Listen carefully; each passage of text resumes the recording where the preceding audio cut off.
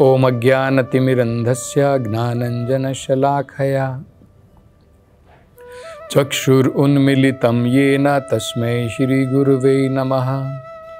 नमो ओम विष्णुपदाय कृष्णप्रेष्ठाय भूतले श्रीमते भक्तिवेदांत स्वामिन् इति नामिने। नमस्ते सरस्वती देवे गौरवाणी प्रचारिणे निर्विशेष शून्यवादी पाश्चात्य देश तारिणे।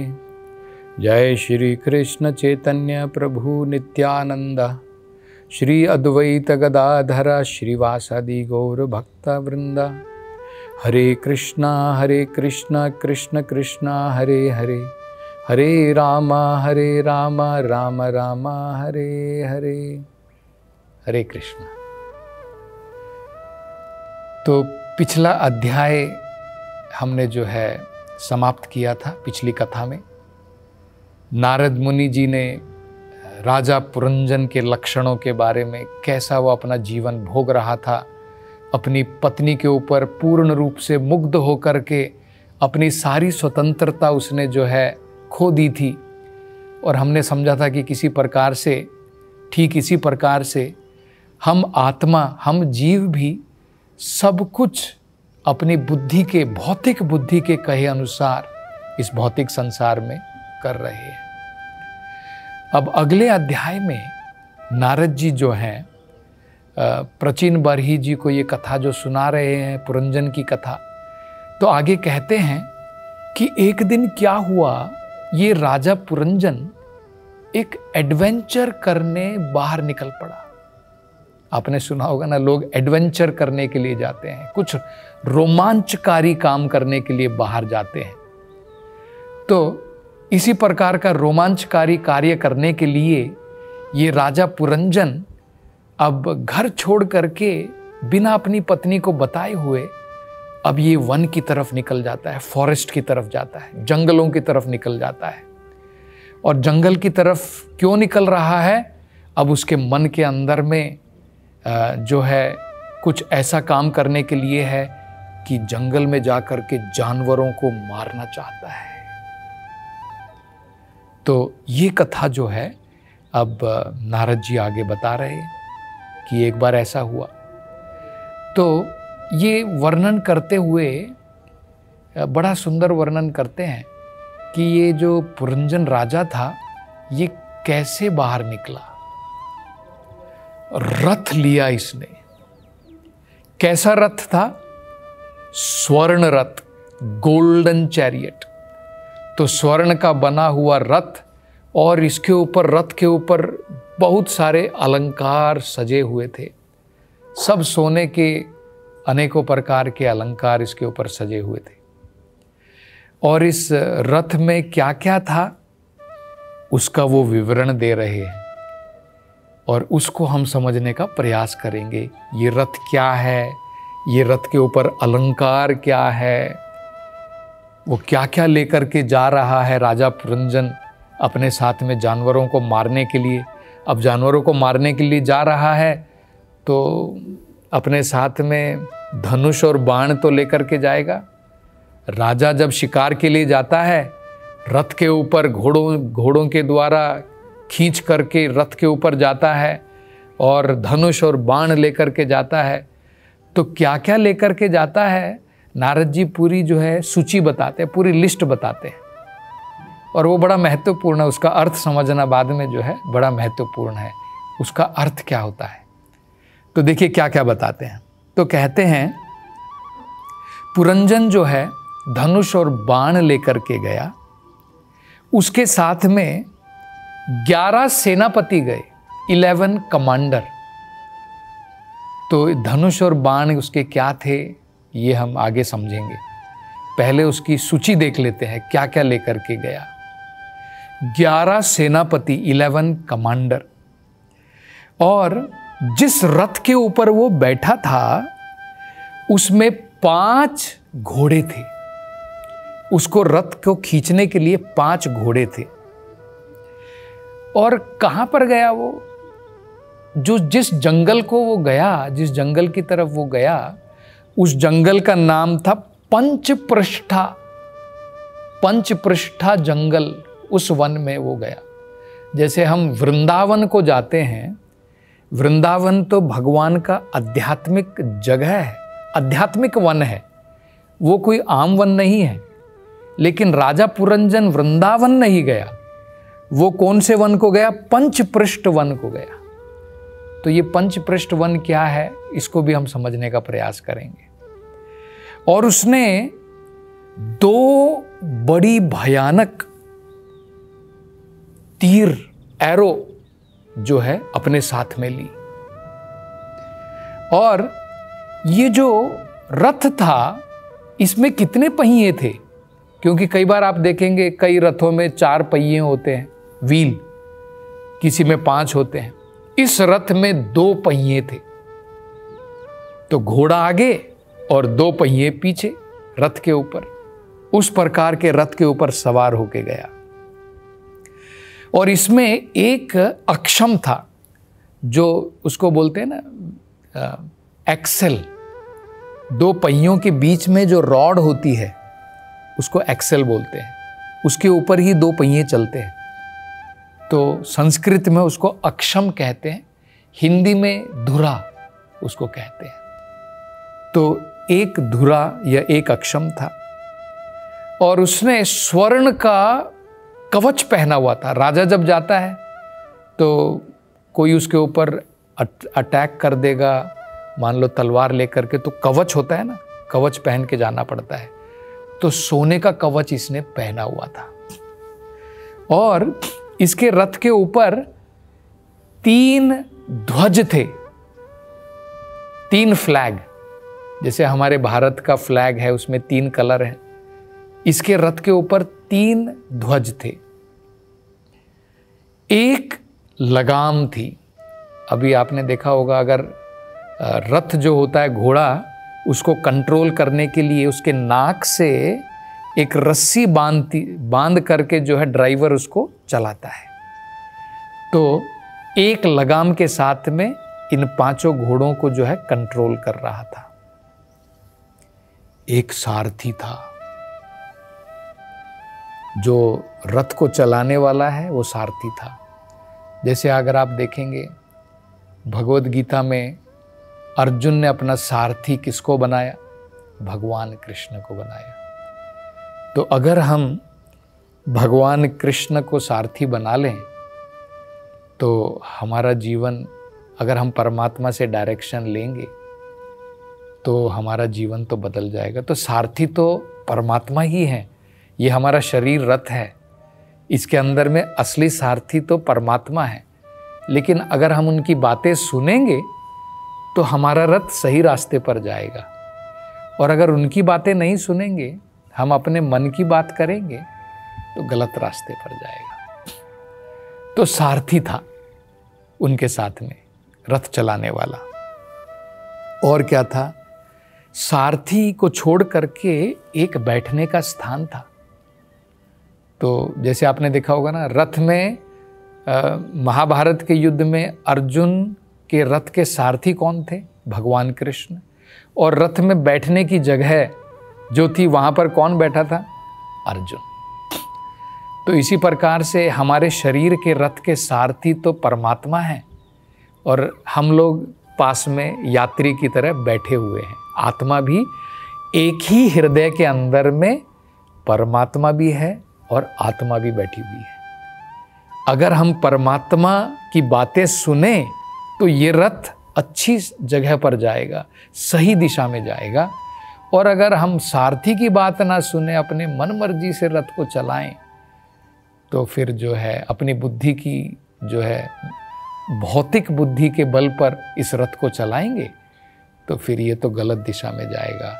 कभी दारू खाने में जाएगा, कभी जानवरों को मार के खाएंगे, अनेकों प्रकार के कुकर्म और पाप कर्म करेंगे।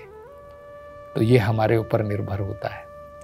तो और क्या था इसमें? 2, आपने देखा होगा रथ के ऊपर 2 पोल हैं, जहाँ पर जो है किसी खूंटे से हम लोग जो है रस्सी को बांधते हैं। तो रस्सियों को बांधने के लिए 2 पोल थे, ये एक है। 5 प्रकार के इसने अलग अलग प्रकार के अस्त्र भी लिए। 2 बाण तो लिए, एरो तो ली, साथ साथ में 5 अलग प्रकार के अस्त्र भी लिए। और इसका रथ जो है 7 प्रकार के धातुओं से कवर्ड था, उसमें 7 प्रकार की कवरिंग थी। ये जो रथ था 5 प्रकार से अलग अलग प्रकार से चलता था। जैसे आप देख सकते हैं, कई बार आप जो है 40 की स्पीड पर चलाते हैं, कई बार रुक रुक कर चलाते हैं, कई बार जोर से चल, तो 5 प्रकार के स्टाइल में ये रथ चलता था। जैसे कभी भागता था, कभी धीरे धीरे जाता था, 5 प्रकार से था। 5 इस रथ के सामने रुकावटें थी। कई बार आपने देखा है ना, रथ में कई बार रुकावट कैसे आती है। देखिए, आप रोड पर जा रहे हैं, हम्प आ जाता है, तो आपको जो है हम्प को धीरे से पार करना पड़ता है, वो रुकावट है। कई बार जो है रास्ता बहुत पतला हो जाता है, वो भी रुकावट है, आपको बड़ी मुश्किल से निकालना पड़ता है। तो ऐसी 5 प्रकार की रुकावटें, अवरोध इस रथ के लिए थी, रास्ते में इस प्रकार से था। और सभी पूर्ण रूप से ये रथ जो है सोने से सजा हुआ था। तो अब हम समझने का प्रयास करेंगे। नारद जी आगे इसके बारे में बताएंगे कि ये क्या है, ये रथ क्या है। तो ये तो हमने समझ ही लिया है, ये रथ, ये शरीर है। इसके अंदर में सारथी वो परमात्मा है, लेकिन सारथी के द्वारा हम लोग नहीं चला रहे हैं रथ, अपनी बुद्धि के द्वारा चला रहे हैं। और आत्मा कहाँ पर है, वो एक जो स्थान है इस रथ के अंदर में, वो आत्मा के लिए है। तो सारथी के स्थान पर भगवान है परमात्मा के रूप में, और हम जो है साथ में बैठे हुए हैं यात्री के रूप में इस शरीर के अंदर। और ये रथ जो है ये पंचभूत का बना हुआ है, 5 प्रकार के, भूमिर, आपो, नल, वायु, खम, ये 5 प्रकार के पदार्थों से बना हुआ है। इसमें हमें ये भी पता है 5 घोड़े हैं। ये 5 घोड़े कौन से हैं? हमारी 5 पंचेंद्रियां हैं, आँखें, कान, नाक, जिह्वा, ये त्वचा, ये 5 प्रकार की ज्ञानेंद्रियां कहते हैं, जिनके द्वारा हम ज्ञान प्राप्त करते हैं। आँखों के द्वारा रूप का ज्ञान, कानों के द्वारा शब्द का ज्ञान। कई बार अच्छा शब्द है, मधुर है, बढ़िया बांसुरी है, कई बार कोई जोर से चिल्ला रहा है तो हम कान बंद कर लेते हैं। तो शब्द का ज्ञान कानों से, रूप का ज्ञान आँखों से, स्वाद का ज्ञान जीभ से, और सुगंध का, गंदी बदबू, अच्छी बदबू, बढ़िया है तो वो नाक से।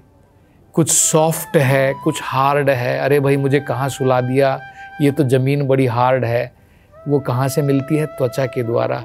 वो ये बड़ा मुलायम है, गद्दा है, बढ़िया है, सॉफ्ट बेड, डलनप है, ये हमें त्वचा के द्वारा, इनको ज्ञानेंद्रिया कहते हैं। तो ज्ञानेंद्रिया हमारे 5 घोड़े हैं। तो जरा आप सोचिए, क्या हम घोड़ों के ऊपर छोड़ दें कि भाई जहाँ लेकर के जाना है लेकर के जाओ, और क्या अपनी बुद्धि के ऊपर छोड़ दें? तो क्या होगा? देखिए, सोचिए, हमारी एक घोड़ा अपनी दिशा में लेकर के जाएगा, दूसरा घोड़ा बोलेगा नहीं भाई मैं तो अपनी जगह पे जाऊंगा, तीसरा घोड़ा, 5 घोड़े हैं। हमारी आंखें एक जगह खींच रही है, हमारे कान दूसरी जगह खींच रहे हैं, हमारी नाक दूसरी जगह खींच रही है, हमारी जीभ अलग जगह खींच रही है, हमारी त्वचा हमें अपनी जगह खींच रही है। तो ये 5 घोड़े हो गए, सब अपनी अपनी डायरेक्शन। तो जरा सोचिए, अगर आप एक रथ में बैठे हैं और घोड़े अपनी मर्जी से लेकर के जा रहे, एक घोड़ा इधर खींच रहा है, एक घोड़ा इधर खींच रहा है रथ को, दूसरा घोड़ा इधर खींच रहा है, आपकी सिचुएशन क्या होगी? आपकी क्या परिस्थिति होगी? ये हमारी परिस्थिति है। हमारी आंखें बेकाबू, हमारे कान बेकाबू, हमारी जीभ बेकाबू, सब अनकंट्रोल्ड। अपनी अपनी जगह पर हमको खींच रही हैं। आत्मा की तो हालत बुरी है, ये हमारी हालत है इस शरीर के अंदर में। तो ये 5 घोड़े हैं, ये बता रहे हैं। और क्या बताते देखिए, तो कहते हैं कि अगर हम लोग देखें, ये जो 3 ध्वज लगाए हुए हैं इस जो है इस रथ के ऊपर, ध्वज से क्या पता चलता है, ये रथ किसका है ये पता चलता है। जैसे अर्जुन ने देखिए कौन सा रथ लगाया था, अर्जुन ने रथ के ऊपर कौन सा ध्वज लगाया था, कपि ध्वज, हनुमान जी का ध्वज लगाया था। तो हनुमान जी के ध्वज से क्या पता चलता है, उसके लक्षण पता चलते हैं। भारत का ध्वज तिरंगा है तो उसका कुछ कुछ मतलब होता है। हरे का मतलब है, और ऑरेंज का मतलब, केसरी रंग का मतलब क्या है, सफ़ेद रंग का मतलब क्या है, उसका सबका अपना अपना अर्थ होता है। हर एक झंडे का कुछ ना कुछ मतलब होता है।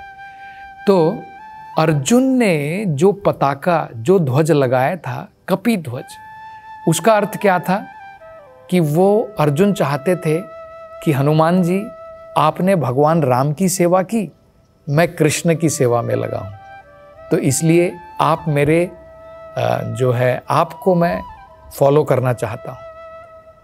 तो उन्होंने भी युद्ध किया था राम भगवान के लिए, अब अर्जुन युद्ध कर रहे हैं कृष्ण के लिए, तो इसलिए उनका ध्वज उन्होंने लगाया था।